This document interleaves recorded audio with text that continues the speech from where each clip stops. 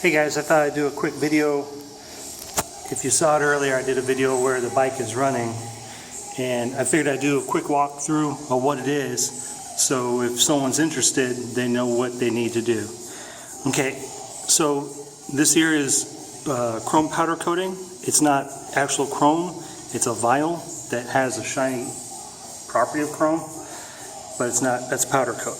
The bore kit is a stock bore kit. It's the original bore kit that I got with the bike, and the head is the original head that I got with my Yamazuki. I bought it secondhand from someone on the Regulator forums for Facebook, and I rebuilt it, and it's ported out as big as I can get it. It runs a 35mm intake, which is custom made. It runs a CBR 250R intake manifold, which has the injector built into it. Right now I need to get a throttle body that will reach the original Regulator throttle, and I can fit to here, or I need to modify it in order to fit, so that's my next job. If you're watching the video, I have to turn it a long ways because it's not actually connected.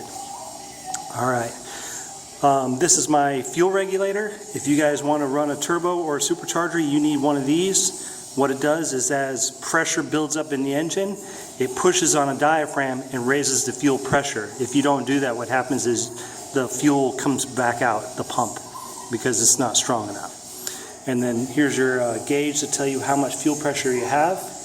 That's how that works. This right here, most bikes don't run it because they're big enough, but since my bike is small and the supercharger is bigger than the engine, I needed something to... What happens is, every time the supercharger rotates one time, there's a large pulse, and it makes the engine surge. So this tank, being large, it lets it compress it, sort of like a boost tank for a two-stroke. This right here is what regulates my boost. When I drive it normally, it'll be at 8 psi, which is not very much. It's still like 50% more power, but it's low compared to what it can go. So I will put a valve here. There'll be a push button, and that will allow me to crank up to max, which is around 20 psi. This is stainless steel piping, which has just been powder coated with satin black, and then just all the intakes I had made here. The machine shop helped me make them.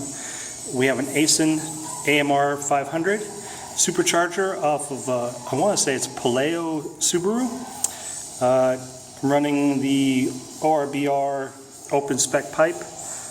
It works good on this, since basically this is over 200 cc's in air-wise, but even though the engine's only 150 cc's. Power-wise, I'm running the pit bike CDI, and then the EFI runs off what's called Mega Squirt. And Mega Squirt is a universal EFI kit. You can make it run on anything. This isn't the EFI kit that will stay on the bike. This is just for, I built it for testing. So like if someone said, hey, I want to EFI my bike, I can hook this up to their bike and run EFI to it and see how it runs. This is just to test it. I have a plan to pick up what's called the Mega Squirt Micro, or Micro Squirt. And it's much smaller. It's about the same size as the standard CDI. All the wiring is the same, so I'll just basically change the harness plug-in. That's it. That's it. This is 150 cc's, supercharged.